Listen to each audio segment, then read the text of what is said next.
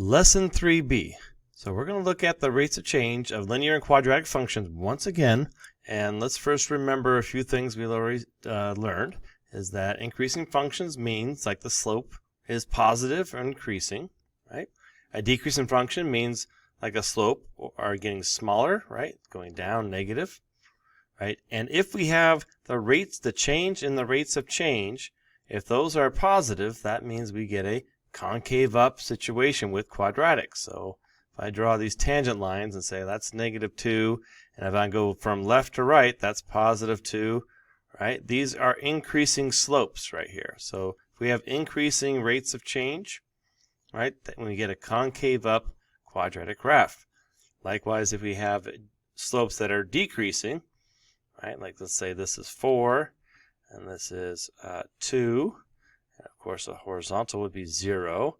If I keep going from left to right and the slopes are getting smaller, right, 4 to 2 to 0 to -2, those are decreasing. That means we have a concave down graph. Okay, and we can determine this without actually having the graph, which is the most important part. So let's just do a little review of that. Go ahead and pause it and find the rates of change for each one of these and decide, is it concave up or concave down based on the rates of change? Are they getting bigger? Are they positive? Or are they becoming smaller, right? They're going down. Or are they just staying the same and it's neither? Okay, so go ahead and try that. I'll start you off on the first one. So I want to find the rates of change between each one of these. So I'm going to do between 3 to 1, right? So that's going to be 8 minus 12, which equals -4 over 2, which is -2.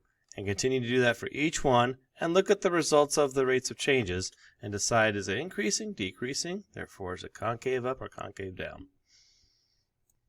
All right, so here's are the rates of change, right, for all those. And if we look closely at these, well, what's going on here? -1.5 to -2. That is increasing, right? It's going up by 0.5. So -2 plus 0.5 is -1.5, and then -1.5 plus 0.5 gives me -1, and -1 plus 0.5, right, gives me -1.5. So the fact that these are getting bigger, this is a positive number, means the rates of changes are increasing. So you can say the rates of change, I already said that, the rates of change are increasing.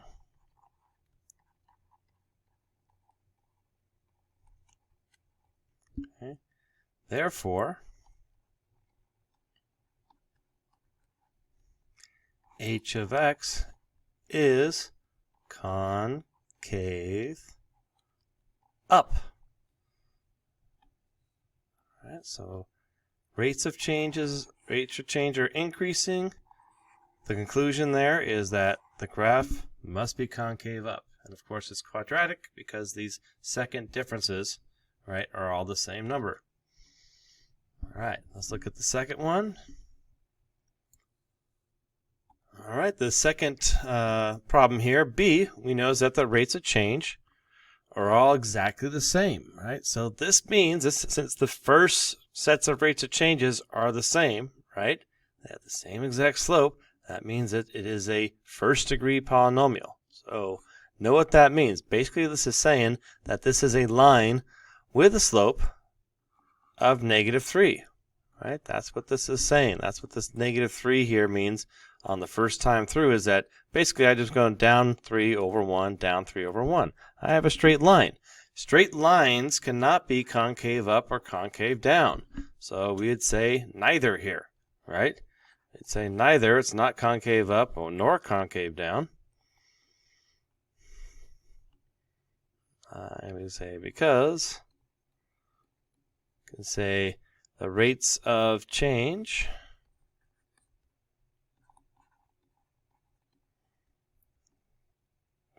don't increase in or decrease, right? They are the same. You can say also, right, this is a, or say, I won't say this is, I'm going to say very specifically, k of x is a linear function, straight function. And you can't have concave up or concave down when the graph is just a straight line. There's no such thing as concavity in straight lines. All right, let's move forward and add on one new little part. And we're going to borrow something from Algebra 1, which is finding the equation of a line, right? So we're going to take those 2 points, and up to this point, we have been just finding the slope of a line, right? So like on this one, it says find the slope, or average rate of change, from -1 to +3. Now it gives us the equation, so we can plug in -1, we can plug in 3, but over here, it gives us the graph of g. So we're just going to use that. This is the graph of g of x, right? So from -1, that's right here, right? From -1 right there, that's going to be -1, comma, -4 is the y value. Right? And if we plug -1 into here, we'd get an answer of -4 also. And then from the graph, looking at 3 right here, we get a +4. So that's going to be 3 comma +4, right? Which we can also get if we just plugged in 3 into here. So let's find the average rate of change. Average rate of change. We're going to have our x's on the bottom here. So 3 minus -1. Right, and 4 minus -4. We have 8 over 4, which equals 2. All right, and let's go ahead and plot that as well. So I'm going to draw my straight line right here from -4. And try to get it close as I can right through there. There we go.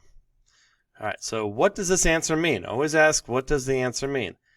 2, there, 2 is the slope of this line. And you can double check that. Like you can see, I can go up 2 over 1, up 2 over 1, and so on.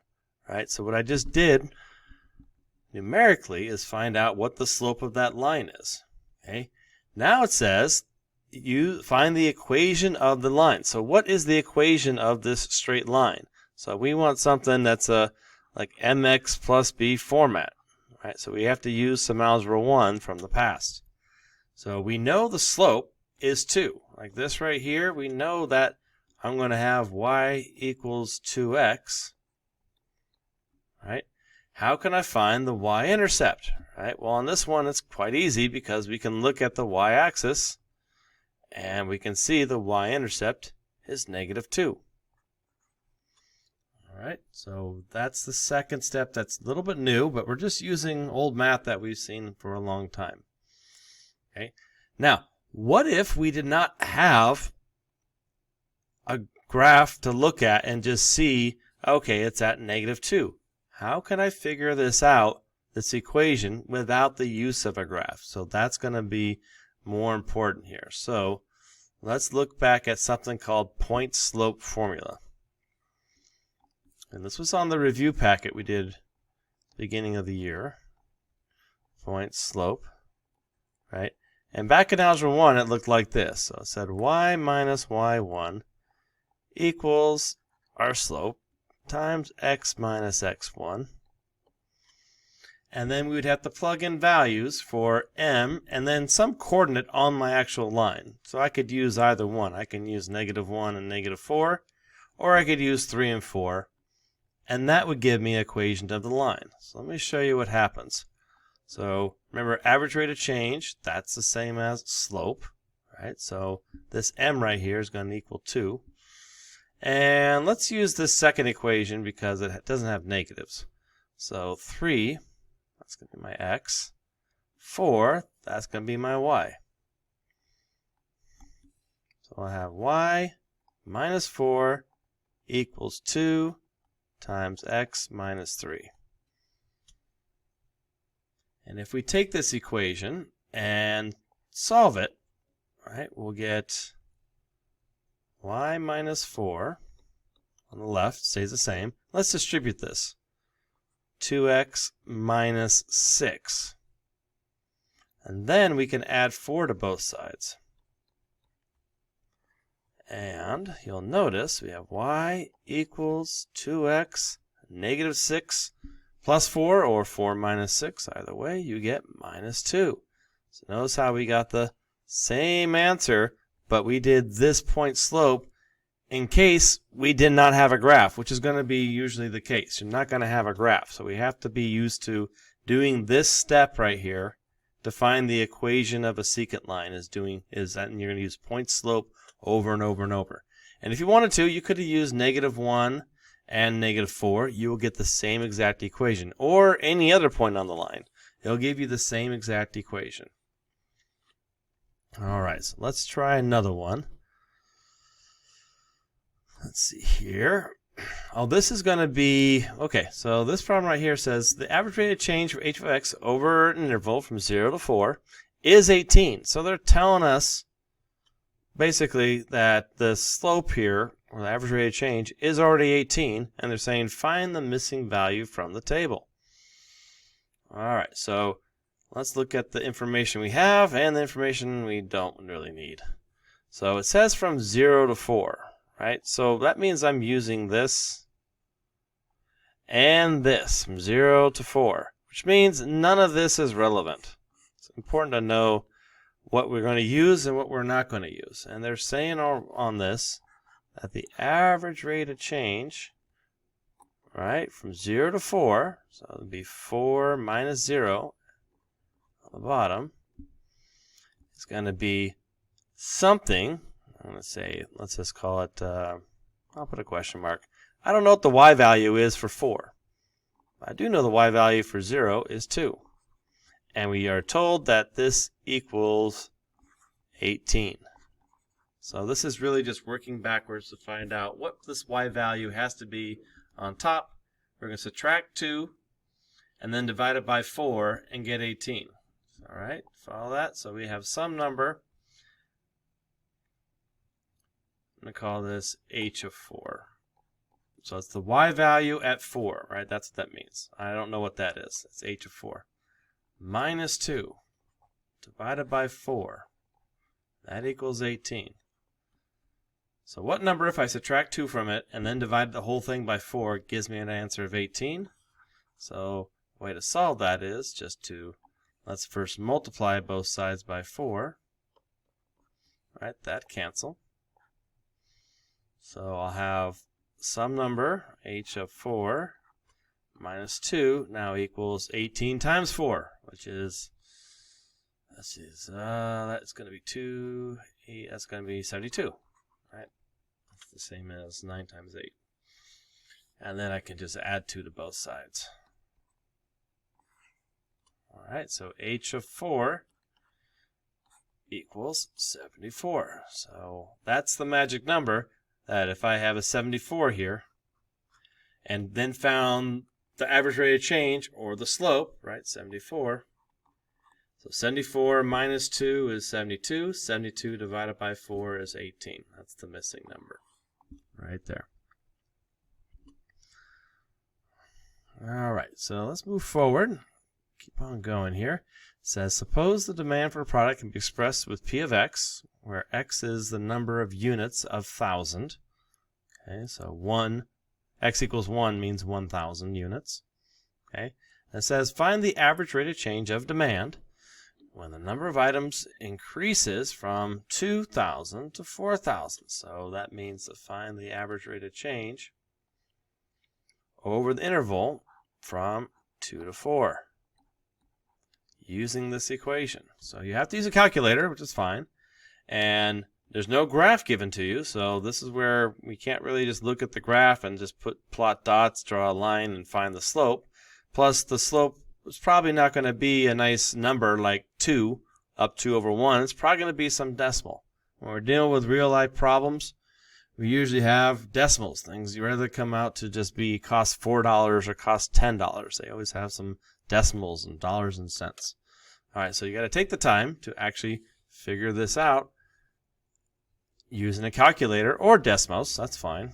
So average rate of change equals, and the proper way to say this is that, okay, we're going to go from 4 to 2, and I need to find, this is P of X, so what is the Y value at 4, and then minus the Y value at 2. So you have to plug in 4 into here, get the number, and plug in 2 into here, get that number, to find out what the two numbers are on top. So take a moment to do that, and we're going to round to the nearest, let's say 10th, 1 decimal point. Okay, so practice that.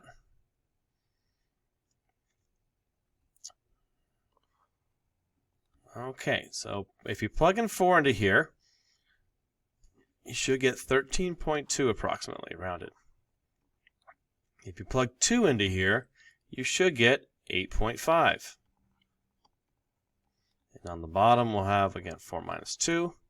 So this will come out to be 4.7 over 2, which is going to be 2.85. Okay, 2.85. Now, what does this actually mean? Let's put some units on this. Okay, so this function is demand, right, where the x is the number of units. So the demand increases 2.85, and this could be a number of thousands or millions. It depends on what the demand is, right? But increases 2.85 for every x. So for every unit of 1,000, it goes up 2.85. Now the next question is, find that equation of the secant line, it's found in part A, containing the points, right, with 2p of 2 and 4p of 4, and you can use either one of these. So you're going to use pick 1 point up here. Remember we had -1 and -4, or 3 or 4, and we picked 3 and 4 to use. So you have to pick one of the coordinates to use. So let's do that first. All right, we have this, which is going to be our slope, average rate of change, right? And we have our coordinates. Let's say I'm going to pick about 4, 13.2. Okay, I'm going to use that one. So if you need to, you can write out the y minus y1 m times x minus x1. Write out that point slope formula, and then substitute in our values. Right, we have 2.85 for our slope. And we have our x value was 4. Y value was 13.2. Okay. So y minus 13.2 times x minus 4.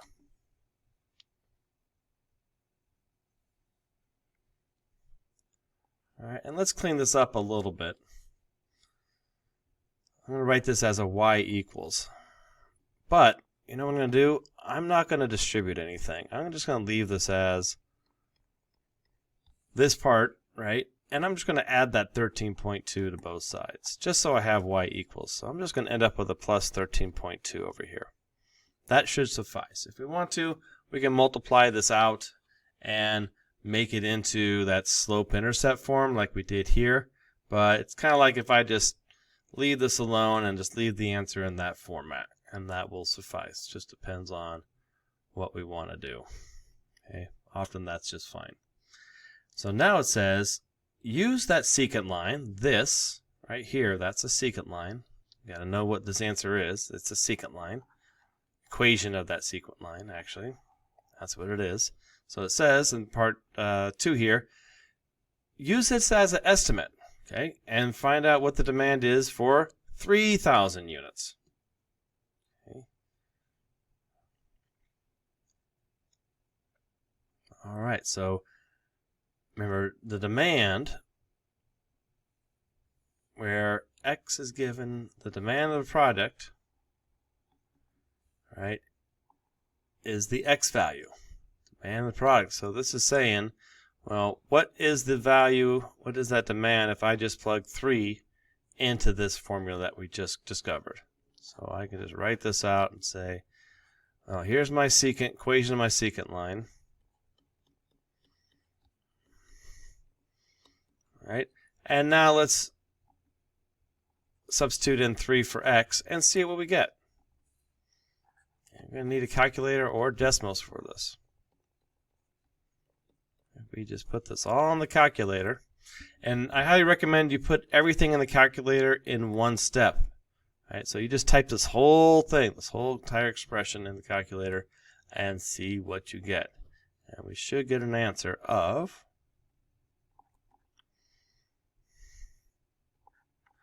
10.85.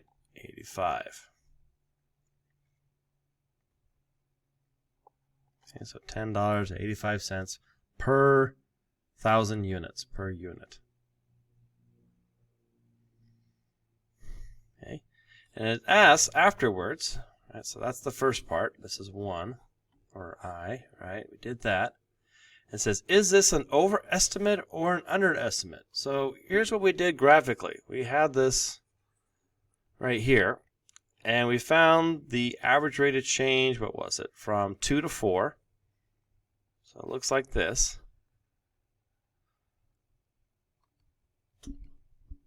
Right, that's the equation of this line right here, this right here. That's what this is. That's the equation of that line. This is just an estimate, right, rough graph. And this is 1. No, this is 2, and this is 4. And it asked us to see, well, approximately what's the estimate for 3? So if we plug 3 into this equation, which is right here, right, and we got some y value, notice how it's above the actual curve because this is concave up, right? Since it's above that actual curve, we can actually say that the 3 we plugged in and the estimate we got is actually an overestimate because it goes above the curve. Okay, so x equals 3, or 3 comma 10.85 that we got, the answer we got, is an overestimate.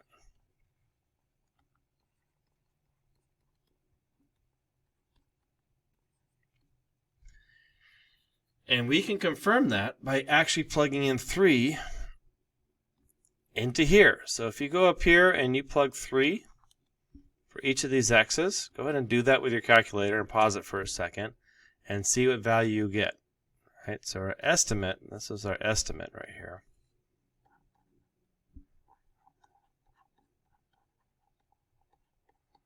What is the actual? Okay, what is the actual? So if I found, what was it, P of 3, plug it in there. Let's see here, take a minute to do that. Pause it if you need to. Get that answer. Okay, I got an answer of 10.65. So you can see the 10.65 is this right here from the actual curve, and when we did our estimate, we got an answer of 10.85, a little bit higher, because our secant line is actually going above our curve because it is concave up. So you wouldn't be able to actually know by the graph, so that's why we have to be able to do this by the numbers. Right? So imagine we didn't have that graph. We can find the estimate using our secant line and then plug it into the original function and see, well, which one's higher. If our estimate is higher or bigger than our actual, that's an overestimate, right? This is giving us a bigger number than the reality. But if this came out smaller, right, then this would be an underestimate, right? It would be smaller than the real thing. So remember this, when we plug it in directly, that's the actual / real. Then our estimate function is giving us a number that's bigger or smaller. Now the goal, of course, is to have a function that estimates as close to this as possible. Right? That's the ultimate goal. But if usually we get some error that's a little too big or a little too small. All right, so that's what we're going to use a lot of this math for, is real life problems and trying to figure out, when we do these secant lines, which are estimate lines, does it give us an answer that's above or below the real thing? All right. So because in reality, you don't really have a function. You might have some data that gives you part of the graph, and you have to use this secant line to predict what could happen, because you don't really know what's going in the future, right? So you have to predict.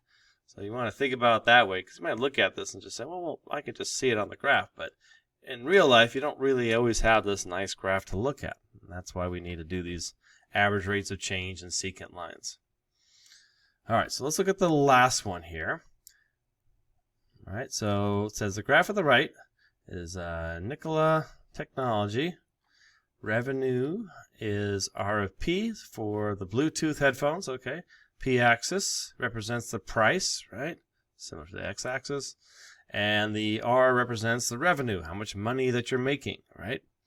So often when you guys, well, especially if you take economics and anything businessy, you'll find out that this is called a revenue curve, right? And there's a certain sweet spot of a price that you can charge that makes you the most money, right? If you charge only $20, you might sell a lot, but you only make a little bit, right? So that's what this represents. Selling a $20 set of headphones, you could sell a lot of them, but it's only going to make you, let's say, 1,200, what's this, million? I'm guessing it's million. Or, yeah, millions of dollars. Yeah, it's going to make you, right, that much money. And if you sold the same headphones, let's say for $90 each, the same exact thing, you would make the same exact money because you're not selling as much, but each one costs more. So ideally, you want to find somewhere in between this very low price and very high price where you can sell it and you'll make the most money, right? And that's what this point here represents. And a lot of big businesses pay a lot of money for mathematicians to figure out what is that number. So in reality, when a company is trying to find out how much we should charge for something to make the most money, it's not somebody just saying, I think we should try $40. That seems fair. There's some mathematician or some statistician that's doing analysis to find out and goes back to the head people and says, we did our study and we found out, the price, if it's right here, will make us the most amount of money. Okay, so that's how we're going to use all this stuff in the real world. All right, so it says the company goal is to produce the maximum revenue, right? So use the graph to determine the best price for each set of headphones and meet that goal. Basically what we just said. So we want to find maximum revenue. So that is this right here. So this is the maximum revenue. Whatever that is, that's the maximum revenue. Most amount of money. Okay. And then down here, that point right there, let's go. This is going to be the optimal price. So if we sell it for this much, that's going to lead us to make the most amount of money. And from this, we can estimate this. So it says, like, how do we know what it is? Well, we're going to say that this is about 55. Okay? And I can see that just by looking at it. And if not, I can actually find the average rate of change from here to here, and that's going to give me the same conclusion. So if I'm going from 0 to 110, well, the middle, right, that's where you're going to have your vertex. So we could say midpoint.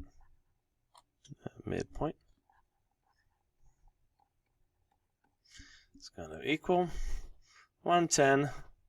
That's all way over here. Minus 0. And find the middle, or means cut in half. So that's going to be at 55. So we're looking at $55. Okay, so what is the best price? We don't want to just say 55. Let's say the best price price is $55. All right, part B, it says it's known that R of 55, that's the 55 we just found, so what's the revenue if we charge $55 for each set of Bluetooth headphones? It says that's going to be $2,080. So right here, you know, so it's a little bit above 2,000. Well, it tells us it's going to be 2,080. That's going to be the optimal. So it says, use the data to find the average rate of change in revenue from millions of dollars for 45 to 55. So we're going to look at average rate of change from 45, it's right here, to 55, just right there. So this small little part right here, we want to find average rate of change right there.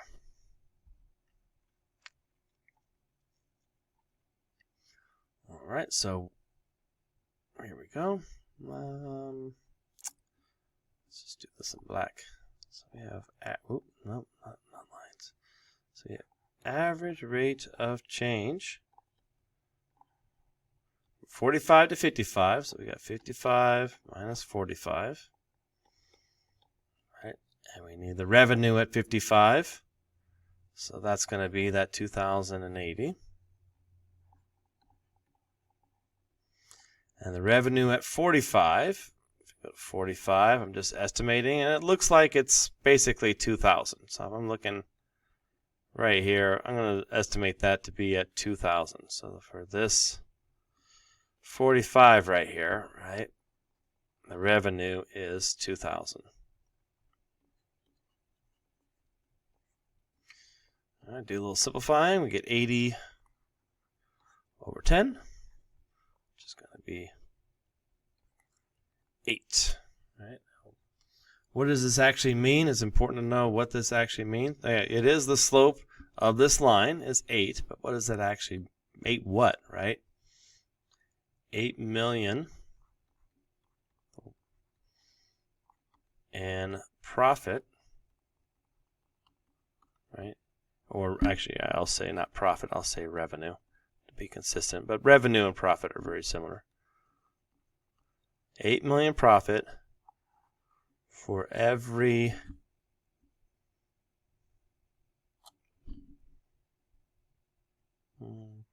dollar increase. So just from 45 to 55. So if you charge $45, right, you'll have 2,000 in revenue. And then if I charge $46 instead, it's going to go up by 8 million. So it's going to be 2,008 million in revenue. If I charge 47, it'll go up another 8 million in revenue. Just by increasing something $1, you have 8 million more dollars in revenue, right? Which is very important information for a company to know. Like how much more will we make if we charge a little bit more? All right, so it says use the average rate of change found to estimate this. Estimate $1 million what the price of headphones is for P of 50. All right, we can do that. So we're going back to, if we're finding an estimate, right? That means we need the equation of the line. So every time you see that, find the estimate, or right, we're going back to do what we did right here. We need to find the equation of the secant line, right? Equation of the secant line, that's going to be the same as finding an estimate, right? So we're going to use this straight line to estimate what we would make. So we're finding the equation of that line right there. We know the slope is 8, and we have two coordinates, 55 and 2,080, or 45 and 2,000. So it's the same as the last problem. So we have to know that this right here is like that slope, and then we have to use one of these 2 points. I'm going to use this one as my x1, y1. So we have, let's go back to black. It's going to have, if you want to write this out, you can. Y minus y1 equals m times x minus x1. And then plug in our values. So we know that 8 is the slope of that line. And then right here, I'm going to use X is going to be 55. My Y is going to be, oh sorry, my X1 is 55. And my Y1 is 2080. So I have Y minus that equals 8 times X minus 55.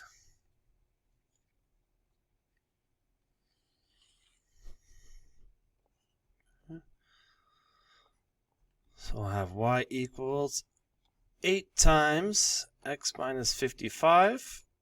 Then I'm going to add plus to both sides, 2080. And now I can finally use this to estimate, well, how much more money would I make if it was $50, right? So what we're doing right now is 50 right here. We're trying to find what that dollar amount is right there. All right, I'm trying to find out right here. It's going to be a little lower than the actual. Looks like this is going to be an underestimate. I can see it's below the curve. But I'm trying to find out, yeah, how many millions of dollars of revenue do I make if I have these things priced at $55? Right, so I'm going to plug in $50 for my price. Find out how much money that makes me. And this is a calculator problem. Definitely want to use a calculator here. Plug this whole thing in. See what the answer comes out to be. So I got an answer of 2,040 million in revenue for $55. And which means that this on the secant line goes through the point 50 comma 2040. So right here that's 2040. Just 40 million more than 2000. Okay. All right, so it gives a little bit of jargon here, right? And all this means is, like, why is this happening the way it is, right? So, or basically, let's look at the estimate and look at the actual, and we can see that this is going to be an underestimate because my secant line goes underneath the curve, right? It's concave down. This whole function R of P is concave down, so my value is an underestimate. And that's all it's really getting at here. There's a lot of jargon here. We don't need to be too familiar with it, but basically say the estimate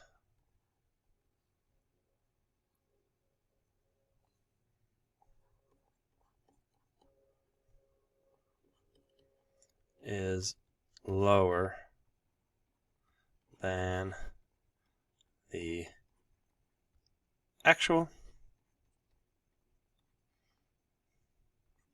Say because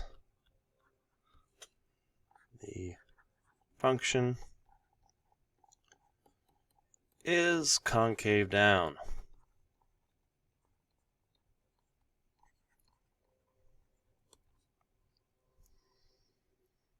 And the last question here just says, how much does the revenue from P equals 0 to P equals 55? So the price was free. Of course, you don't make any money at all because you're not taking anything in.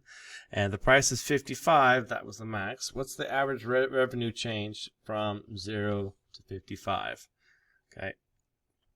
So going back up here, they're asking for what's the rate of change from $0 all the way to here. Find the average rate of change, which is going to be a straight line, or the slope of this straight line from here to here. So this is a question that's not related to the last question. It's kind of its own standalone problem that we could have done at first even, right?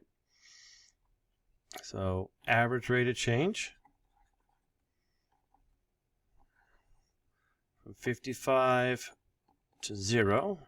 Well, 55, the revenue was 2,080.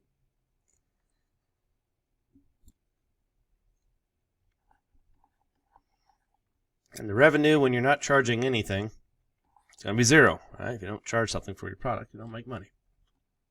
So use a calculator. What does that come out to be?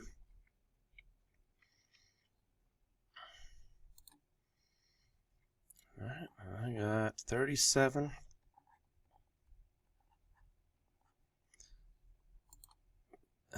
No, not 32, 82. 82. Now, of course, this is money, so it makes sense to round to the second decimal place here. All right, and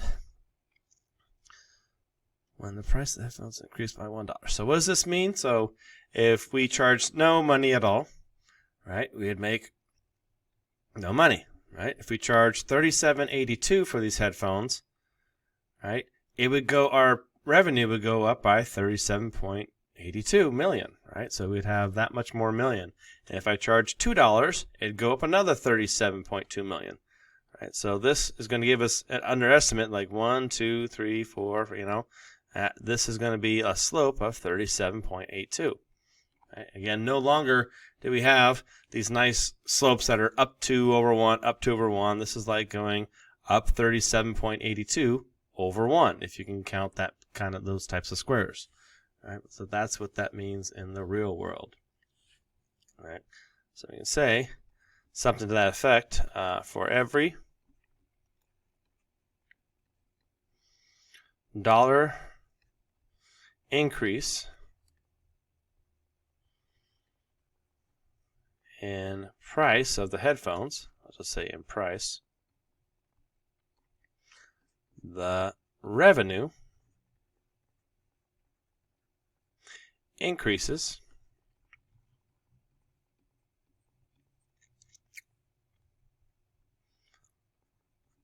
$37.82 million. All right, that's what that means right there. Okay, that's a lot of math, a lot of real-world examples. You can see we're getting into, a lot of vocabulary that you have to keep track of. Keep in mind, that's the difficult part of this class. What math have we done that's new today? And you look at all the math that we did, and none of it's new. All this math is from Algebra 1 or even 8th grade. We found slopes, and we found equations of lines, right? And point slope is from Algebra 1 or maybe even geometry. But we're not using or doing any really new math, but we're using this old math, right, to answer some very realistic problems. And that's going to be the general focus of this class as we go out throughout the year.